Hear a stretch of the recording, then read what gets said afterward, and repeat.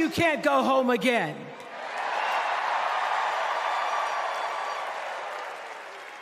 After watching the Obamas last night, that was some epic fire, wasn't it? Some epic fire. We're now so fired up, we can't wait to leave here and do something.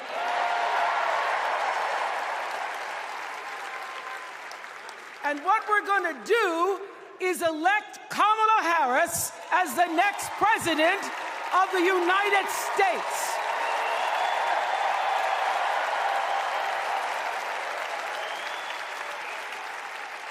I am so honored to have been asked to speak on tonight's theme about what matters most to me, to you, and all of us Americans: freedom. There are people who want you to see our country as a nation of us against them, people who want to scare you, who want to rule you, people who'd have you believe that books are dangerous and assault rifles are safe, that there's a right way to worship and a wrong way to love, people who seek first to divide and then to conquer. But here's the thing. When we stand together, it is impossible to conquer us.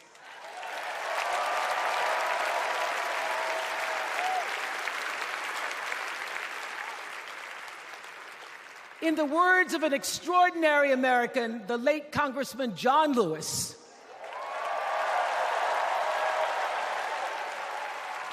he said, no matter what ship our ancestors arrived on, we are all in the same boat now. Congressman Lewis knew very well how far this country has come because he was one of the brilliant Americans who helped to get us where we are. But he also knew that the work is not done. The work will never be done because freedom isn't free.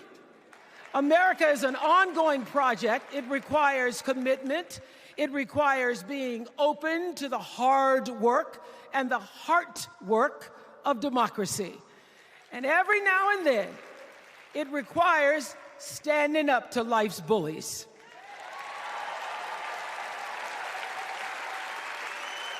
I know this.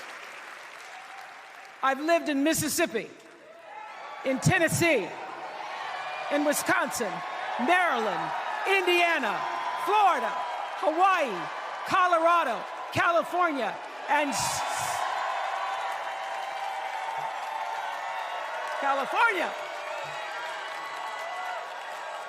sweet home Chicago, Illinois.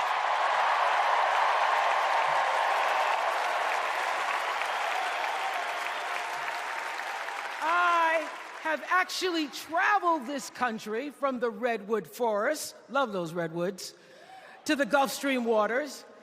I've seen racism and sexism and income inequality and division. I've not only seen it, at times I've been on the receiving end of it. But more often than not, what I've witnessed and experienced are human beings, both conservative and liberal, who may not agree with each other, but who'd still help you in a heartbeat if you were in trouble. These are the people who make me proud to say that I am an American.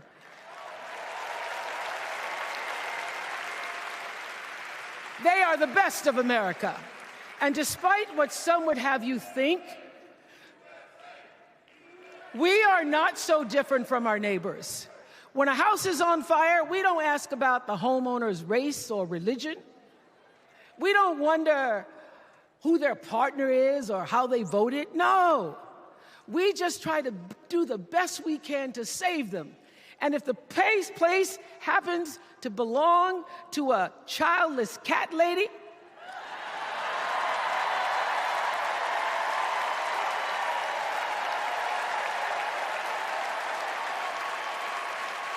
well, we try to get that cat out too.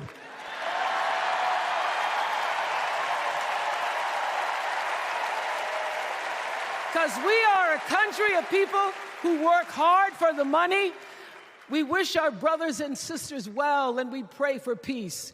We know all the old tricks and tropes that are designed to distract us from what actually matters, but we are beyond ridiculous tweets and lies and foolery. These are complicated times, people, and they require adult conversation. And I welcome those conversations because civilized debate is vital to democracy, and it is the best of America. Now, over the last couple of nights, we have all seen brave people walk onto this stage and share their most private pain.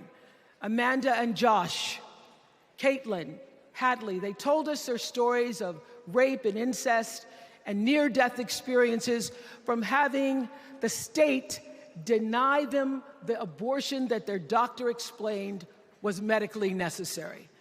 And they've told us these things for one reason, and that is to keep what happened to them from happening to anybody else. Because if you do not have autonomy over this, if you cannot control when and how you choose to bring your children into this world and how they are raised and supported, there is no American dream.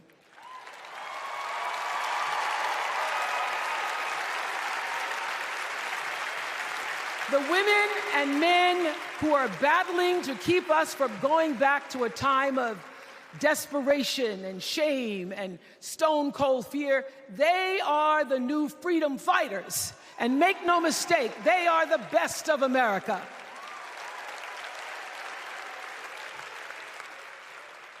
I want to talk now about somebody who's not with us tonight.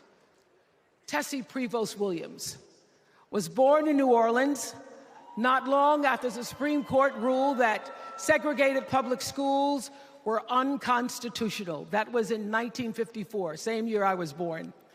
But I didn't have to head to first grade at the all-white McDonough 19 school with a U.S. Marshal by my side like Tessie did. And when I got to school, the building wasn't empty like it was for Tessie. You see, rather than allowing McDonough to be integrated, parents pulled their kids out of the school, leaving only Tessie and two other little black girls, Gail Etienne and Leona Tate, to sit in a classroom with the windows papered over to block snipers from attacking their 6-year-old bodies. Tessie passed away 6 weeks ago. And I tell this story to honor her tonight because she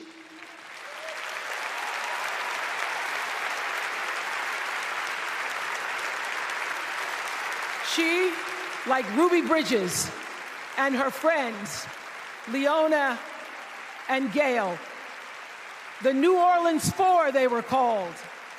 They broke barriers, and they paid dearly for it. But it was the grace and guts and courage of women like Tessie Prevost Williams that paved the way for another young girl who 9 years later became part of the second class to integrate the public schools in Berkeley, California. And it seems to me that at school and at home, somebody did a beautiful job of showing this young girl how to challenge the people at the top and empower the people at the bottom. They showed her how to look at the world and see not just what is, but what can be. They instilled in her a passion for justice and freedom and the glorious fighting spirit necessary to pursue that passion. And soon, and very soon,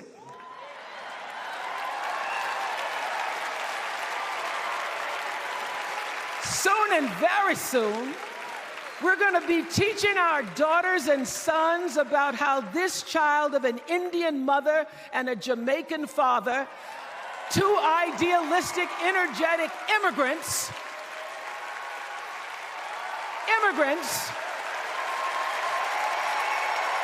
This child grew up to become the 47th President of the United States. That is the best of America.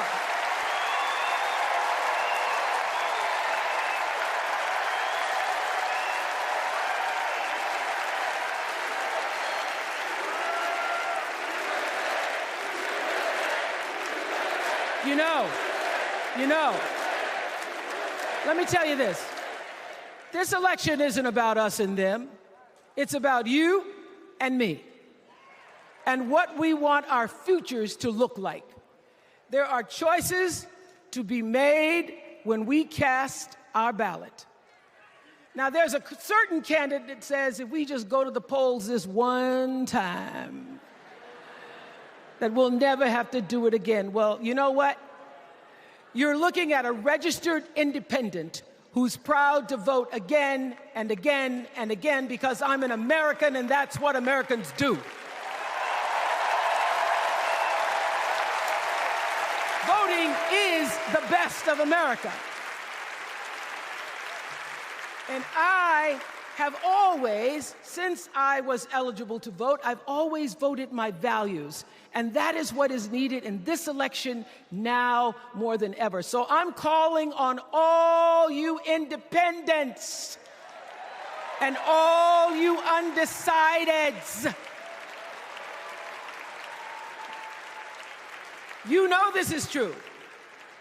You know I'm telling you the truth, that values and character matter most of all. In leadership and in life. And more than anything, you know this is true, that decency and respect are on the ballot in 2024.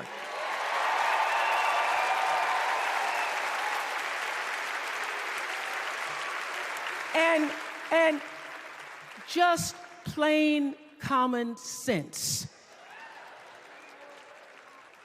Common sense tells you that Kamala Harris and Tim Walz can give us decency and respect. They're the ones that give it to us. So, we are Americans. We are Americans.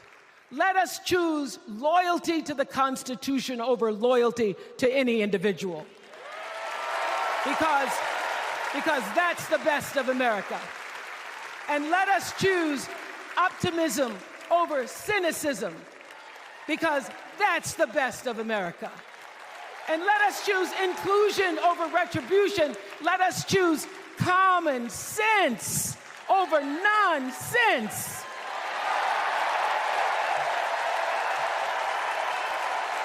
Because that's the best of America. And let us choose the sweet promise of tomorrow over the bitter return to yesterday. We won't go back. We won't be set back, pushed back, bullied back, kicked back. We're not going back.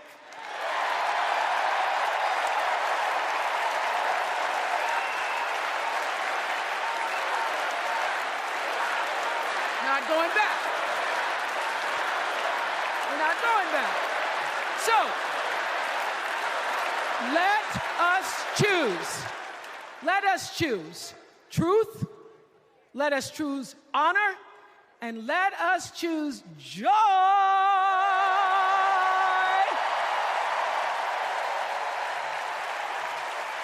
Because that's the best of America. But more than anything else, let us choose freedom. Why? Because that's the best of America. We're all Americans, and together, let's all choose Kamala Harris.